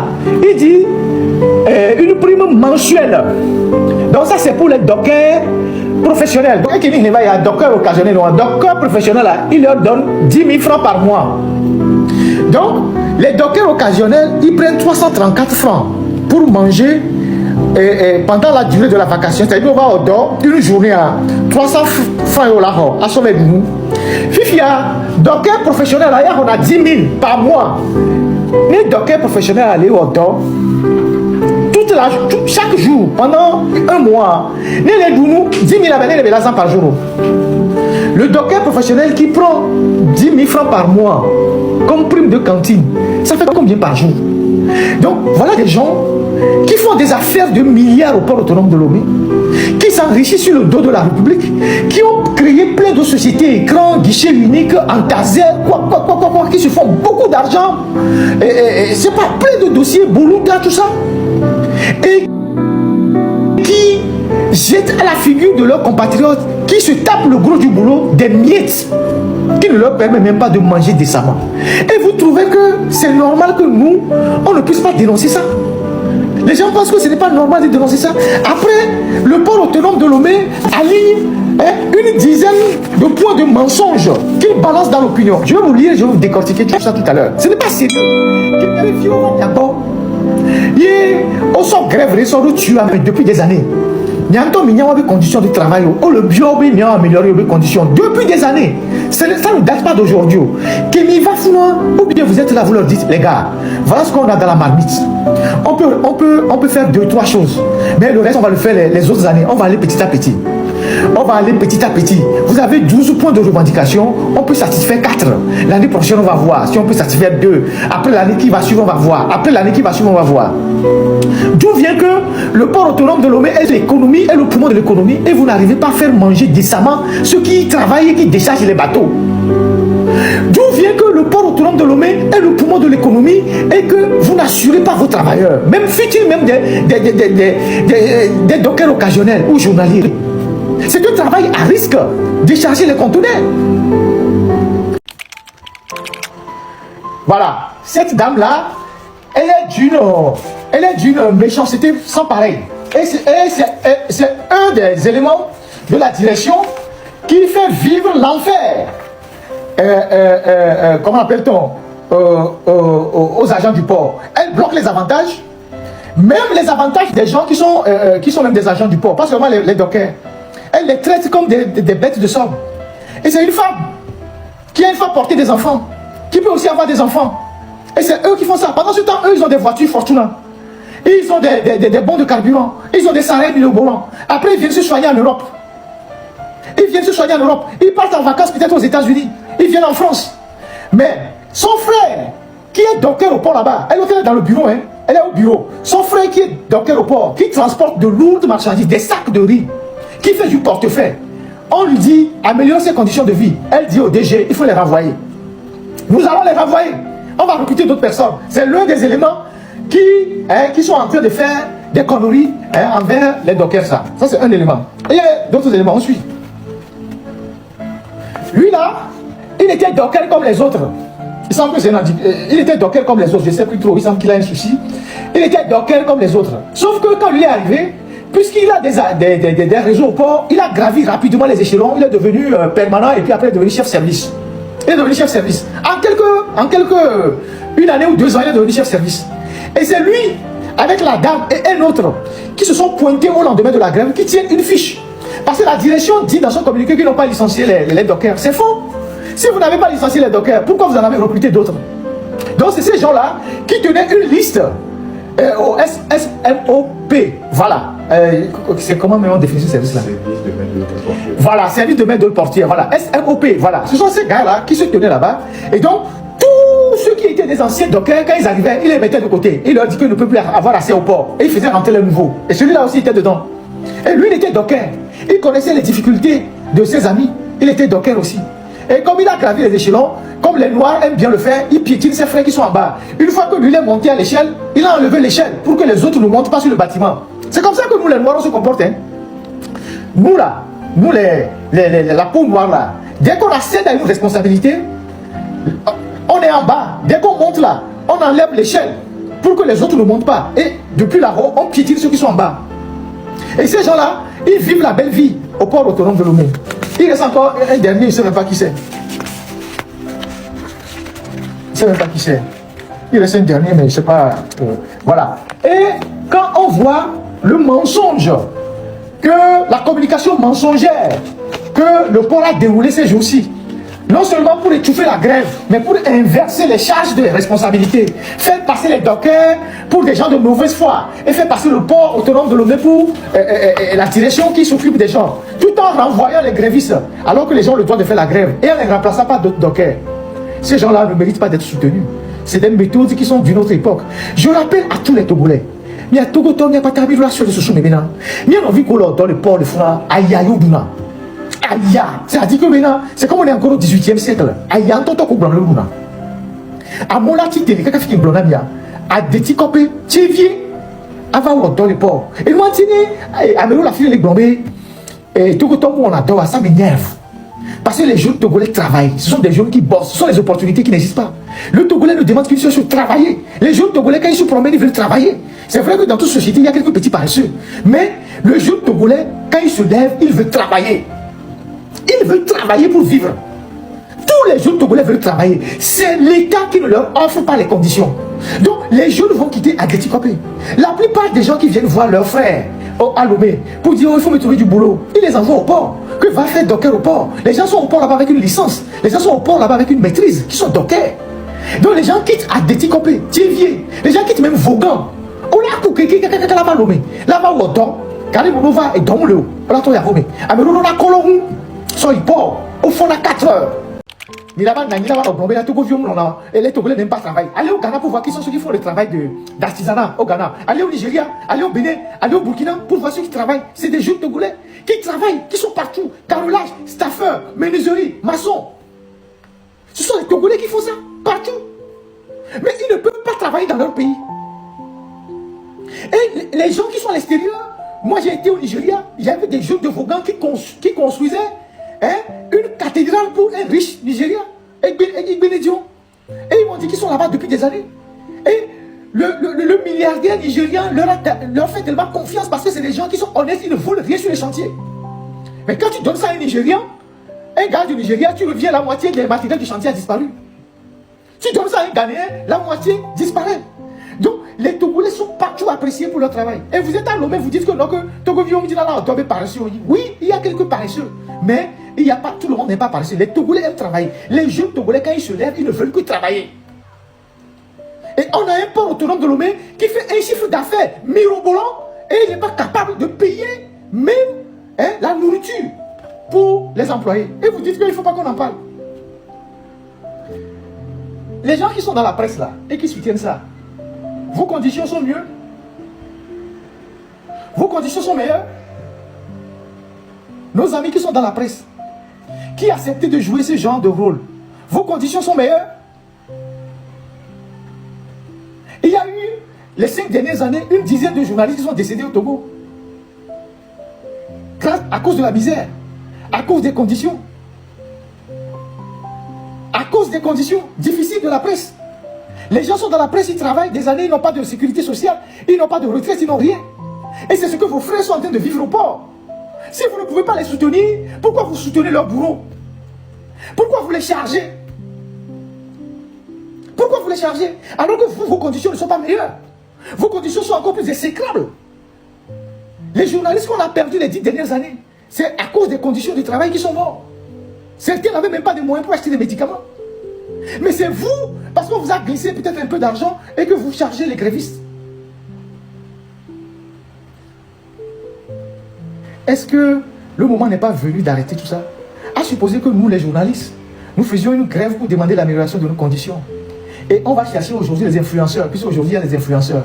Et les influenceurs sortent pour dire que laissez les journalistes là, qu'ils n'ont aucun problème. Tout ça. Vous allez être contents? On va être contents. À Mokolo, dans le port, les Fouans, à Messia Medoué va mêler les Fouans. Chacun d'entre nous a un parent là-bas, un frère là-bas. Vous êtes contents de leurs conditions? Pourquoi ceux qui sont dans la minorité, après avoir détourné de l'argent, ils balancent des miettes pour nous éloigner de notre mission, de ce qu'on doit défendre? Pourquoi ceux qui tiennent la minorité dans le pays, qui s'enrichissent sur le dos de la République, qui cassent du sucre sur le dos de la République, une fois qu'ils se sont énormément enrichis, ils viennent jeter des miettes pour que nous, on puisse encore enfoncer ceux qui sont déjà leurs victimes? Pourquoi on accepte de jouer ce genre de rôle? Pourquoi? Si nous faisons des choses comme ça, ce que vous appelez même les autorités là-bas n'auront même pas de responsabilité, ils n'auront même pas de considération pour vous. La preuve aujourd'hui, ils considèrent beaucoup plus même les influenceurs que vous. Et on a vu les communiqués qui sont sortis pour essayer de rappeler à la HAC que bon, les influenceurs ne sont pas des journalistes. Ça veut dire que vous comprenez que le métier est menacé.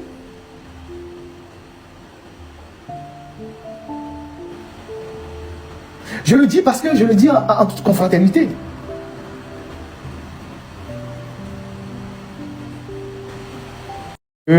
Tipi Achadam a lancé son mouvement après des semaines et des mois de travail très profond de sensibilisation.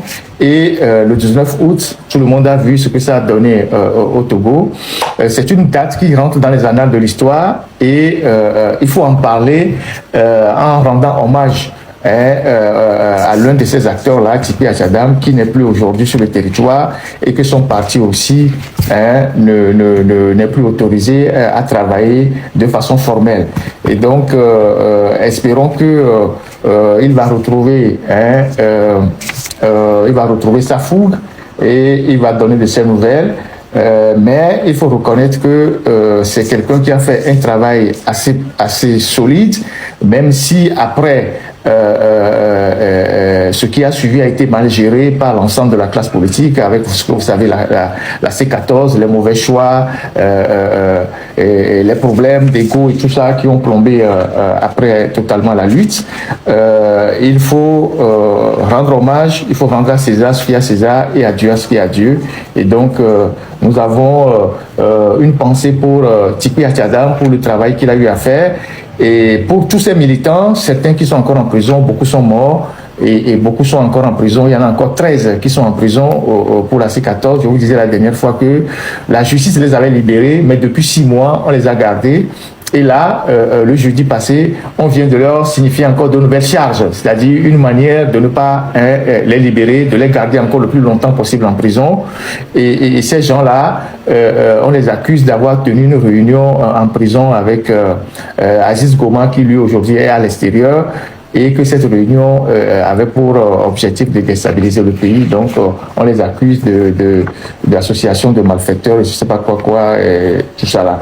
Et donc, une pensée pour nos frères, nos camarades de l'UIS du PNP, qui ont fait un travail assez louable, mais qui ont payé aussi un lourd prix dans cette affaire-là. Les morts, les exilés, les assassinats et tout ça. On espère que les choses vont rentrer dans l'ordre et que ce parti va revenir en force. Donc, il était important qu'au niveau de la rédaction, on puisse saluer ce travail qui a été fait il y a 9 ans. À Trimois.